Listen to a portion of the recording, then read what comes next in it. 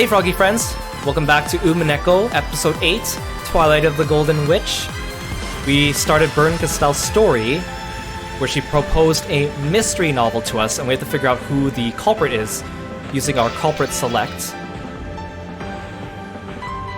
And we have a collection of clues that we've already gone through, called the purple text. And the purple text is basically like, it's purple text, and normal characters, non-culprit characters, tell the truth using purple. But culprit characters are allowed to lie using the purple text. So there's some optional hints here. There's 20 optional hints, and we're gonna go over them to help us try to figure out this mystery. But these hints are optional, so if you can find out the mystery on your own, if you want to go back through the VOD or go through the Kirostyle's game entry on the Umineko wiki, it does compile all the clues and stuff for you to try to figure it out. We're gonna go through the hints today to help people out. So I think as you unlock them, it'll more and more appear. So let's start with the first one. So the hints take the form of Battler and Beatrice discussing the game and trying to figure out the answer for themselves.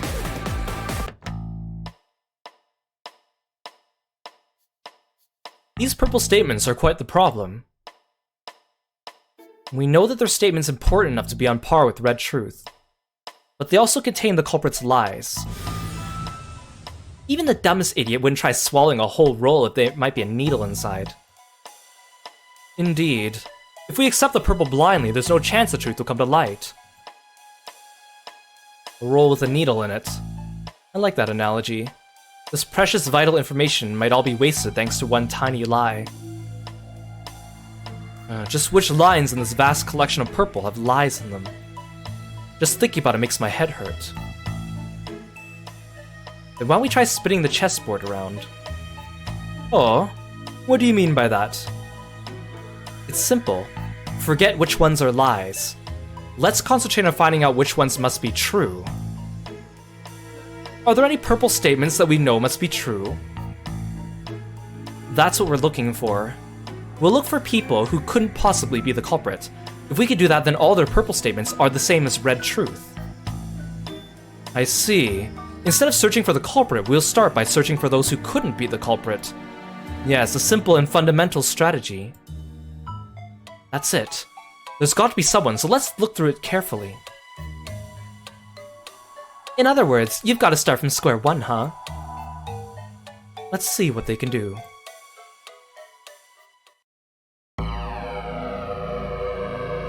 So there's our hint number 1. Let's do hint number 2. How can we know for sure that someone isn't the culprit? One of the rules is that the culprit can't die. In other words, though it might sound cruel, we can trust anyone who's dead. Oh, that makes it easy. Almost all the characters were killed, so we can trust the purple of all those people. But it isn't quite that simple. There's the issue of people playing dead, which popped up so often even in our games. The bodies of all victims were examined, were they not? Nanjo even said with the purple that no one would make a mistake when examining bodies. If Dr. Nanjo is the culprit, then we can't even rely on that. At a glance, it may look as though all the victims were examined, but all confirmations of their deaths are in purple statements. We can't be 100% sure. Then whose death can we be sure about? At any rate, let's check all the examinations over again. Let's look for someone who can be absolutely certain is dead, and in some way, more reliable than the purple statements.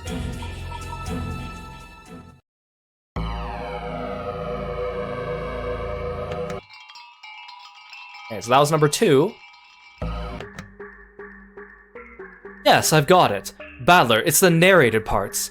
We've been told that there are no lies in the narrated sections. Ah, I just realized that too. Kirostyle announced in red that there are no lies in the narration. Oh, looks like they figured it out. They wouldn't get anywhere if they didn't. Are there any deaths confirmed by the narration? That would be we could say for sure the person in question is dead. And that automatically means they aren't the culprit. And on top of that, it means we can trust their purple. Let's look for deaths that are mentioned in the narration. Ones that aren't vague about whether the person is alive or dead, like X was lying on the ground. Yes, let's read through it once more from the start.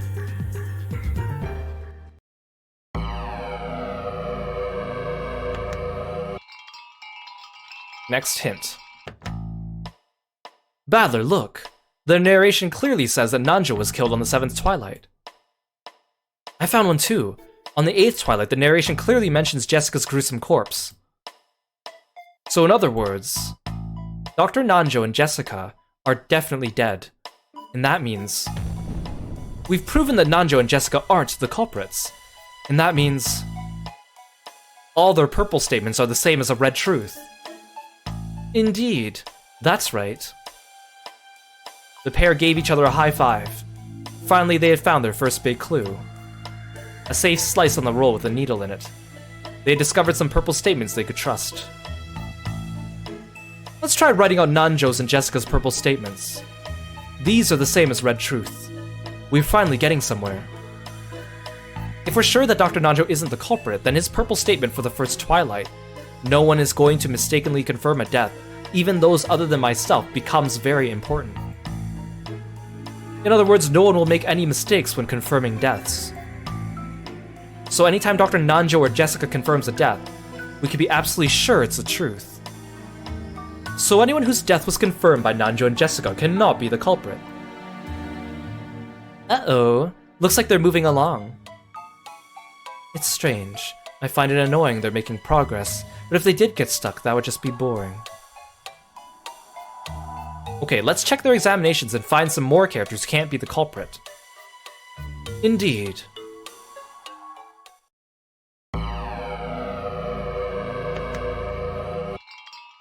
Next hint. Battler, I finished checking Nanjo's and Jessica's purple statements. People whose deaths were confirmed by those two are definitely dead, and that means they can't be the culprits. Which in turn increases the number of purple statements we can trust. Let's start with Dr. Nanjo. He confirmed the deaths of the victims in the second twilight, Uncle Kraus and Aunt Natsui. Then on the fourth twilight, he also confirmed Shannon's death.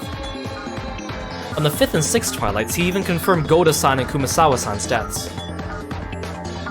The number of innocent people has skyrocketed. In addition to Nanjo and Jessica, we now know that Kraus, Natsui, Shannon, Goda, and Kumasawa cannot be culprits. That's not all.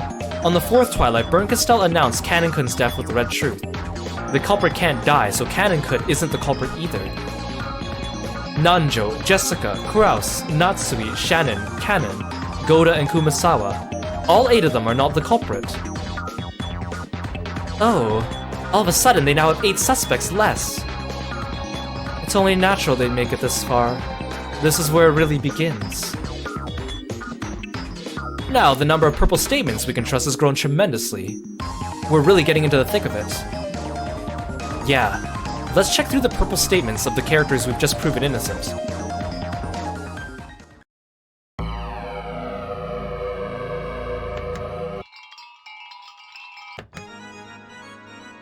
Kraus, Natsui, Shannon, Kanon, Goda, Kumasawa. I've looked through the purple statements for all the people we just proved innocent. Yeah, and as a result we've proven that Genji-san isn't a culprit. After the first twilight, Kanon announces in a purple statement that he confirmed Genji's death. That clears Genji of suspicion as well. So now, a total of 9 people have been proven innocent. Things are going pretty well. Alright, it looks like Shannon's and Kumasawa's purple statements confirm that the 6 people of the first twilight all died. We shouldn't accept that so easily. Why not? We can trust Shannon and Kumasawa's statements, can we not? Yeah, right? If you're sure they aren't culprits, why can't you trust their purple statements? Kumasawa-san, for example, only said they were lying there covered in blood. So it's not clear whether they're alive or dead. We can't call this a perfect examination of the 6 victims. Shannon speaks of those 6 in a different way. She says each of the children confirmed the deaths of their own parents. In the dining hall, that means George, Aniki, Maria, and I each examined our own parents. However, we haven't proven yet any of those 3 are innocent. Oh, I get it. Shannon's words proves that the children confirmed each of the deaths in the dining hall, but they don't prove the examinations of those kids performed was legitimate. That's it. Since we can't deny the possibility the kids are lying, we still can't remove all 6 people in the dining hall from suspicion. How troublesome. Those 3 are the survivors who live until the end. Since they're alive, it makes it impossible to prove they aren't culprits. Ballard, George, and Maria. While these survivors are very likely to be culprits, it's probably also hardest to prove them innocent. At any rate, it looks like those 9 are the only ones whose innocence we can be sure of thanks to their confirmed deaths. From here on, it'll just be pure reasoning based on the purple statements of the 9 we can trust. Nanjo, Jessica, Kraus, Natsui, Shannon, Kanon, Goda, Kumasawa, and Genji. All we can do is read through their purple statements once more. Things are going to get hard starting now. Let's steel ourselves and take a shot at it. Indeed. It's finally starting to feel like a real mystery.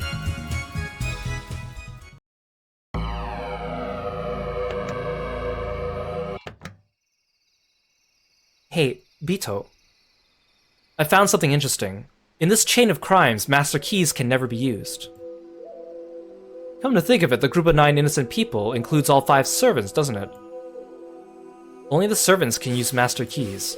They can't hand them over to someone else. And since people who aren't culprits themselves can't assist culprits, the master keys can't be used for crimes. Since it's been guaranteed that all 5 servants are innocent, we know that the master keys have nothing to do with the crimes. Yes, that's right. And that makes us even more troublesome, correct? All these closed room murders. Every one of them must be constructed without any master keys. No. Spin the chessboard around. This just means that they can all be constructed with tricks that don't involve master keys. I see. So we have the first Twilight, the closed room of the dining hall, the second Twilight, Natsui's closed room, and starting with the 5th Twilight, the closed room of the guest house. It seems we must look closely through those again. Let's read it through once more carefully. All the servants are innocent. Master keys can't be used. Let's think through it again with that in mind.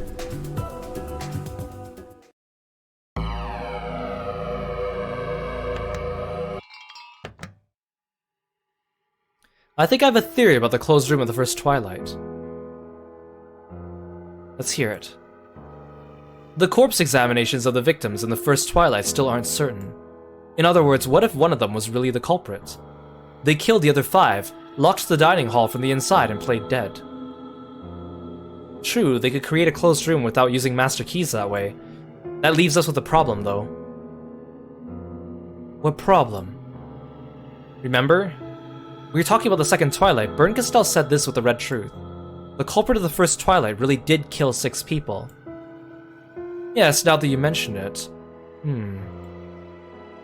Because of that red, it seems all 6 people in the dining hall were dead after all. So how did someone lock the dining hall from the outside? Without using a key? Hey, Badler. Does that red truth really confirm the deaths of all 6 people in the dining hall? Well, doesn't it? In that case, the 6 in the dining hall were all innocent, and excluding Genji, whose innocence has already been confirmed, we can remove 5 more people from the list of suspects, yes? In other words, 9 plus 5 is 14 people have been proven innocent. There are only 3 left. Either Badler, George, or Maria is the culprit. Wait a second. There's something about this that's bugging me. The red truth did say the culprit killed 6 people.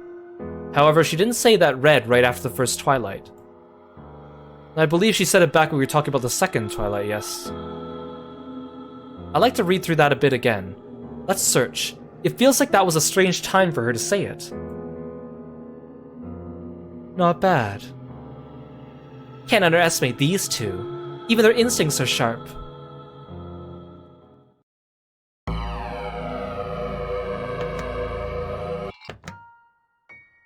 I've been thinking about the second Twilight's closed room, but no matter how many times I try, I keep ending up with the same theory. You mean someone killing the pair of them, then locking the door from the inside and hiding? Yes. Since the master keys can't be used, the door must have been locked from the inside. So it only makes sense if the culprit was hiding somewhere in Natsui's room. Right. That is weird. It says this in the narration.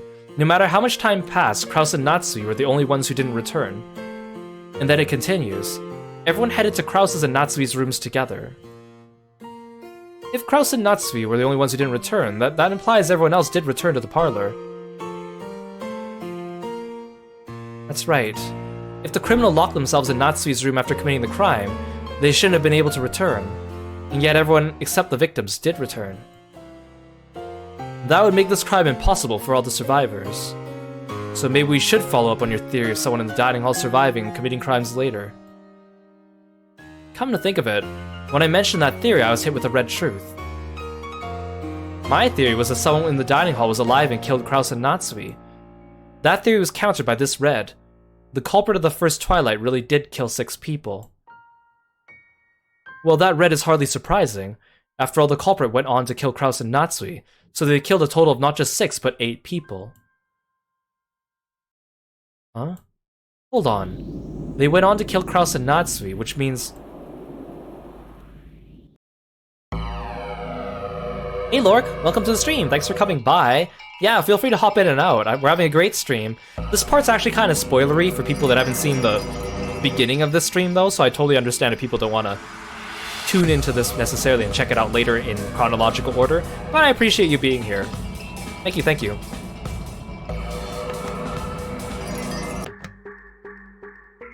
I've got it.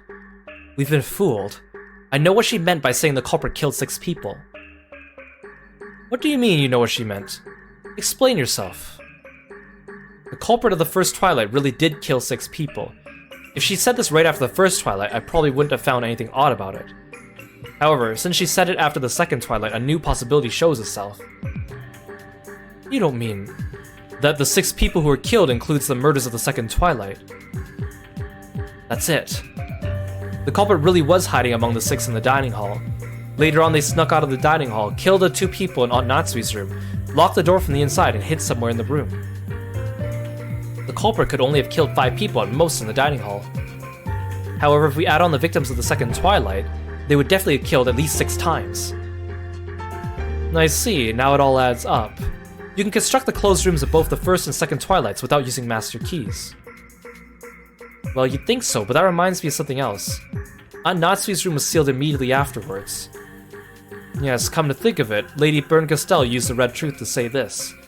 The group sealed the room at the same time they left. No culprit joined the group as they left. And she also said this. All the seals will not be broken. In other words, the culprit is trapped in a closed room again. That theory might explain the first and second Twilights. However, the culprit would be sealed inside Aunt Natsui's room, unable to leave. And that means they wouldn't be able to carry out the fourth Twilight and onwards. Oh, I thought it was such a nice theory, but I guess it's wrong. I don't think we're wrong about this theory, but maybe it just needs more tweaking.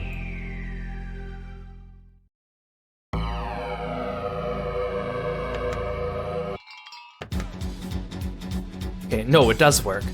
There's no problem if the culprit gets sealed up. Not as long as there's a second culprit. A multiple culprit theory. Yes, that does seem to be the only way. That way, even if one culprit is sealed up, the other can continue murdering. If you think about it, our theory needed an accomplice from the very beginning. In the first Twilight, Aunt Ava, Uncle Hideyoshi, that old bastard, Kirie-san, and Aunt Rosa. In other words, everyone who hadn't been confirmed innocent had their deaths confirmed by people who also haven't been confirmed innocent. Unless those people were fellow culprits, no one would have been able to play dead. You're right. After all, the rules say that only culprits can cooperate with other culprits. Culprits are capable of lying even before they commit murder. So we have ourselves a theory. The culprit who carried out the first Twilight murders also carried out the second Twilight, then locked themselves up in Natsui's room. Then the other culprit who lied about the first culprit's death carried on with the murders starting at the fourth Twilight. Yes, it all matches up that way. So which of them was it? Unfortunately, so far, any one of them could be a culprit. However, we can say for sure the crime wasn't committed by a single person. And we know the culprit locked up in Natsui's room was one of the 5 victims in the dining hall. And we also know the person who continued with the crimes was one of those who inspected the 5 suspicious corpses in the first Twilight. One of those who inspected the 5 suspicious corpses in the dining hall. That would be... Battler, George, or Maria. We know that one of those three committed the murders later on. Excellent. Let's focus on those three and find the truth about those later crimes. Yeah, thanks for popping by the stream, Ash. I hope you have a great sleep, and I hope your day of class goes well tomorrow. Thank you so much again. Good to see you. Okay, so now we're on the second page of hints. The next crime is the fourth Twilight. Shannon-chan was the one killed. No one has an alibi with one exception. George. Jessica, who has been confirmed innocent, used the purple text to say it was impossible for George to kill Shannon. So doesn't that mean either Battler or Maria must have killed her? I'd like to think that, but it's too soon to be sure. Battler, Maria, and every other person except George lacks an alibi. I've managed to prove the crime wasn't committed by a single person, but I didn't prove that there were exactly two culprits. At this point in time, it's still too soon to be sure. I see. There might be a culprit for the first and second Twilights, a culprit who lied about the first culprit's death, and another completely separate culprit as well. Yes, it was a mistake to overlook that. The murder of Shannon-chan was possible for anyone, with only one single exception. Also, that fact alone isn't enough to prove that George Anaki's innocent. I thought this would be an easy one since there's no closed room, but on the contrary, we have no suspicious circumstances, and no information to lead us to the culprit. The pace of the crimes picks up starting here. Instead of getting stuck on this one part, we should start taking a look at the fifth Twilight too.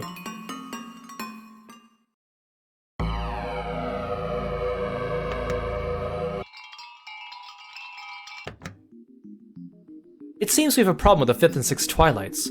We could trust Jessica's purple statements as she said this. The four cousins of Dr. Nanjo couldn't have killed Goda-san or Kumasawa-san.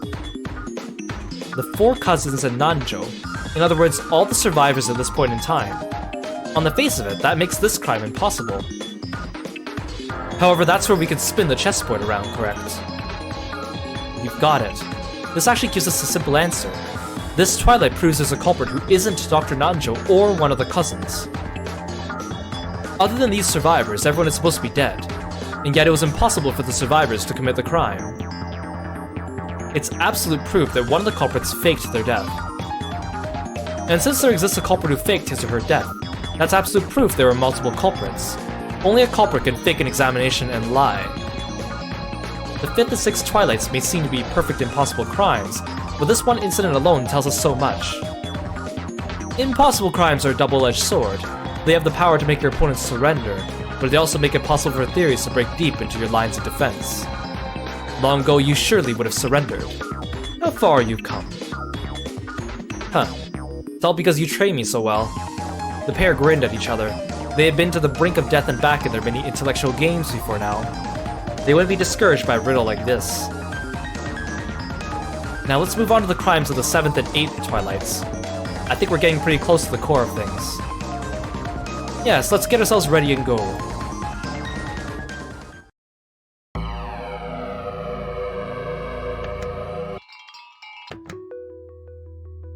The situation is exactly the same on the 7th Twilight. Since we could trust Jessica's purple statement, the four cousins, or in other words, all the survivors, couldn't have committed the crime. And yet there's something I don't quite get. The culprit of the first two Twilights was someone in that group of 5 victims from the first Twilight. Though that first Twilight was sealed in Natsui's room, their child was also a culprit, who lied when confirming their death. However, the only kids who could be a culprit are Battler, George, and Maria. That's right. And we've proven they couldn't have committed murder for the 5th, 6th, and 7th Twilights. In other words, this shows us yet another culprit exists. Interesting. It also happens to be a theory that makes sense. It would mean the third culprit was also one of those who played dead. It might even be possible to have 4 or 5 culprits this way. I'm not sure about that. At any rate, Goda, Kumasawa, and Nanjo couldn't have been killed if there were only 2 culprits. There could be no doubt of that. This is getting complicated. Was it a group of 3 culprits? Or was it a pair working together and someone else on their own? Alright. We can't forget the possibility that there are more than 3 culprits. Of the 17 people who appear in the story, 9 have been confirmed innocent. Let's put Battler, George, and Maria to the side, since they survived. The group of people who are supposedly dead but not proved innocent includes Eva, Hideyoshi, Rudolph, Kyrie, and Rosa, all victims in the first Twilight. Now the question is, which of those 5 victims in the dining hall were playing dead? We're close now. This is starting to get interesting.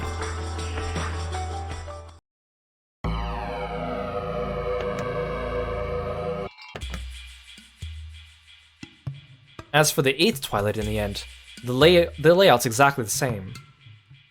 Indeed, the narration says that George, Badler, and Maria could not have killed Jessica. The 3 survivors couldn't have done it.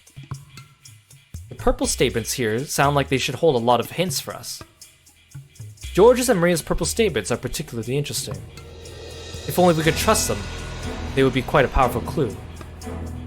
If George Aniki is innocent, then his purple statement about Maria being unable to kill anyone would be true, and Maria would be confirmed innocent. In the same way, if Maria is innocent, then her statement about George being unable to kill an adult would be true, and in the end that proves George Aniki innocent. It would, but we cannot confirm that either of them is innocent. If either George Aniki or Maria could prove the other was innocent, they would be innocent too. It's like a chicken and egg dilemma. It almost feels like a useful hint, but not quite. Pretty annoying. Proving innocence for either of them probably won't be easy. At least we've gotten the suspects down to a small number. From here on out, there's probably nothing left to do except check each one to see if they could be a culprit. You're right. It feels like we're getting to the final stretch. Looks like they've almost made it, doesn't it? I feel like a fish on the chopping board.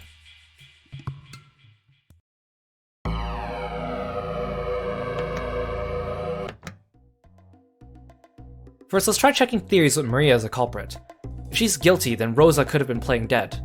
She could have carried out the crimes on the first and second Twilights. Then she gets locked in Aunt Natsu's room, and Maria does the rest of the murders. It was impossible for Maria to commit any of the murders in the guest house, so the most Maria could do was kill Shannon. Which means a third culprit would be needed for the guest house murders. The third one would have to be Eva, Hideyoshi, Rudolph, or Kyrie. That means we would need a fourth culprit too, correct? You're right. In order for one of those 4 adults to play dead, the child who checked them would have to be a culprit too. In other words, if Maria is a culprit, we'll need to have at least 4 culprits total. If there are 4 culprits, then each one of them must kill at least one person. The definition of culprit is one who murders. In which case, things don't quite seem to add up. The 4 culprits would then be 2 adults and 2 children. One adult is in charge of the murders on the first and second Twilights. The other adult handles the murders from the guest house onwards. Yes, that creates a contradiction. The culprit is defined as one who murders. That means every culprit must commit murder at least once. Simply put, there are very few people that a child culprit could murder. The children could not have killed in the first and second Twilights. They also can't commit murder after the first deaths in the guest house take place. The only one they could possibly commit is Shannon's murder on the 4th Twilight. A child culprit can only kill Shannon. A second child culprit couldn't kill anyone, so they couldn't be a culprit at all. It means there can only be one child culprit. As soon as we pick Maria as the culprit, we need another adult culprit besides Rosa. However, it's impossible for there to be a second child culprit to lie about their parents' deaths. In other words, it's impossible for Maria to be a culprit.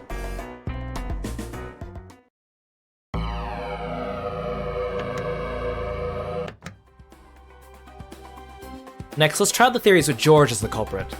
Only one child culprit can exist, so if George Aniki is the culprit, that means Aunt Eva and Uncle Hideyoshi are the only adults who could have been playing dead. So a 3-person group with 2 adults and 1 kid. I see, that sounds like it explained all the crimes so far, doesn't it? But hold it, that's actually impossible too. Indeed, it's clearly shown that George cannot be a culprit. Pretty sharp. The kids could only kill Shannon on the 4th Twilight. A trustworthy purple statement has already proven that George couldn't have been the culprit in Shannon's murder. That's it.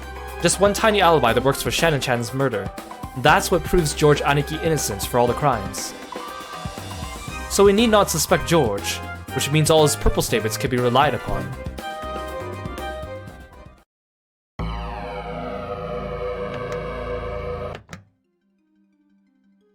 Once we're sure George is innocent, that automatically makes Maria innocent too. Yeah, it confirms George Aniki's purple statements saying Maria couldn't kill anyone. Since she couldn't kill anyone, she can't be a culprit, so Maria is also confirmed innocent. Since George and Maria are innocent, that also proves their examinations of their parents' deaths were trustworthy. That's right. No one will mistakenly confirm a death, and people who aren't culprits can't lie, so the deaths of their parents have been confirmed, and those parents are also innocent. We've gotten rid of almost everyone. The answer is already clear, is it not?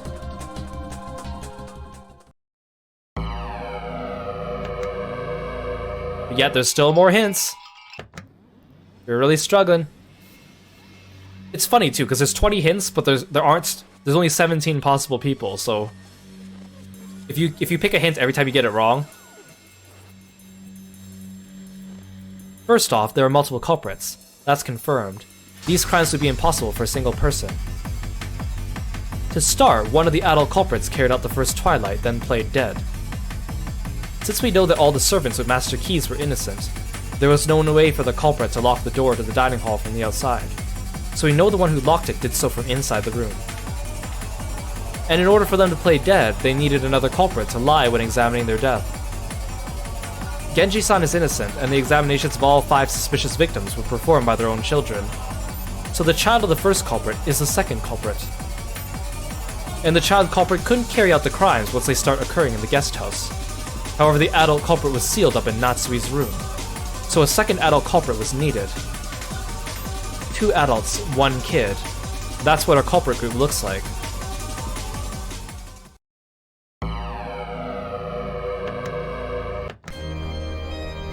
It should be obvious by now, the name of the child culprit in this culprit group is clear. Pretty much, all the kids have been proven innocent with one exception. And the only corpse inspections that a child culprit could lie about were the inspections of that child's own parents. So the culprit group was a family of 2 adults and 1 child. Murder as a family, huh? How sweet. So who are the 3 culprits? There's hardly any point in stretching this out any further, is there?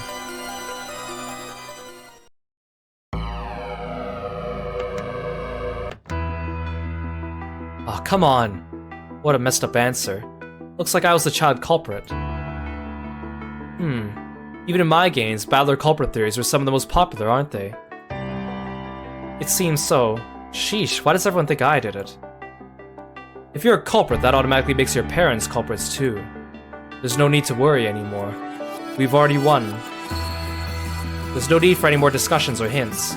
Let's move ahead with the answer.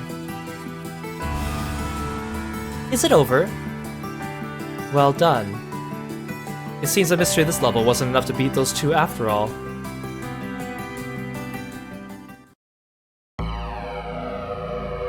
Hey Ryoku, welcome to the stream! Thanks for stopping by, good to see you. Oh, this is the last hint. I think it lets me save on the talking screen though.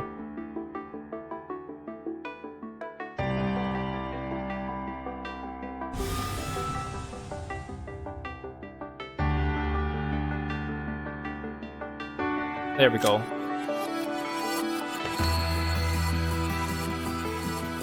Let's save. I'm gonna save here.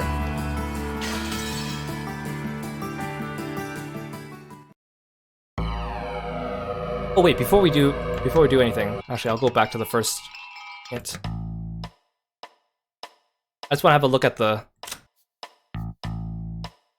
people menu. So here we have like all the people. You notice that Kinzo's now missing, and so is Ange. And then there's still no one here. So I think this menu is specific for Bern Castell's game.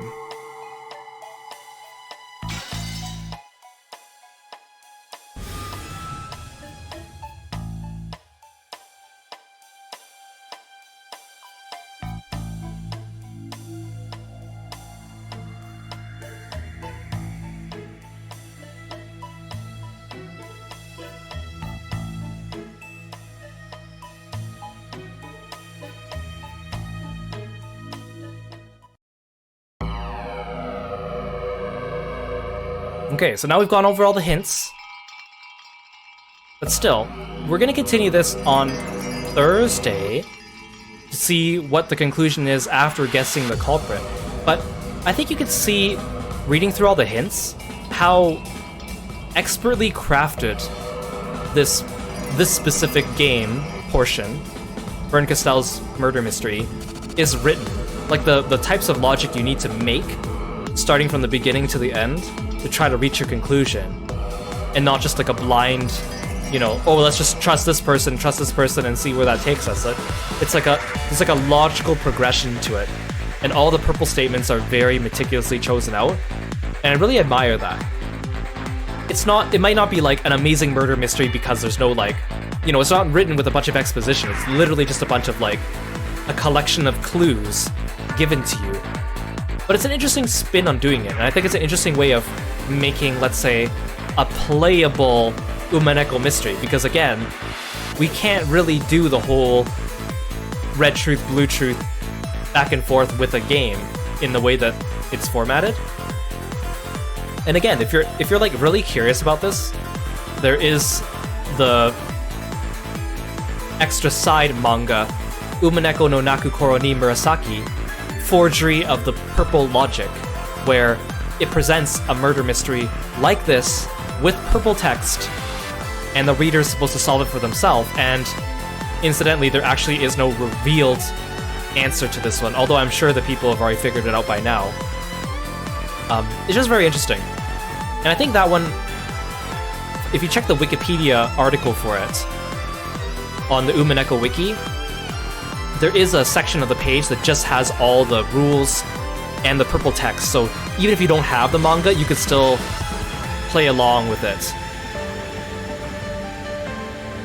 Although there isn't, like, as many hints to help you out either.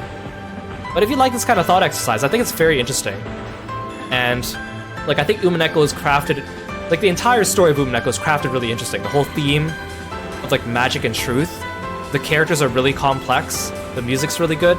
It does drag on at times, I will admit. There are times where the story has a little bit too much exposition. So it's not a perfect work of fiction by any stretch of the imagination, but I think it's really interesting. I think it's, like, it'd be fascinating to, like, you know, sit down and, like, study it more, but obviously it's super long, which also prevents that as well. But again, very, very interesting. Very interesting. So, Wednesday, Final Fantasy 16, we finished the game, but we're gonna do hunts. And then Thursday, we'll pick up Umineko with the solution to Vern Castell's game. After that, however, there's still... the Episode 8 doesn't just end after you solve Vern Castell's game. There's more to it, so I think it'll be interesting. Thank you everyone for coming by. I know we're ending a little bit earlier than usual, but that's okay. Thank you for the raids and the new follows. I really, really appreciate it. If you like murder mysteries or RPGs or any of that stuff, you can always check out my YouTube channel for other Let's Plays that I've done. We've done over 60 games. Let's find someone to raid. Looks like a lot of people are streaming right now, actually. Who have we not raided in a while?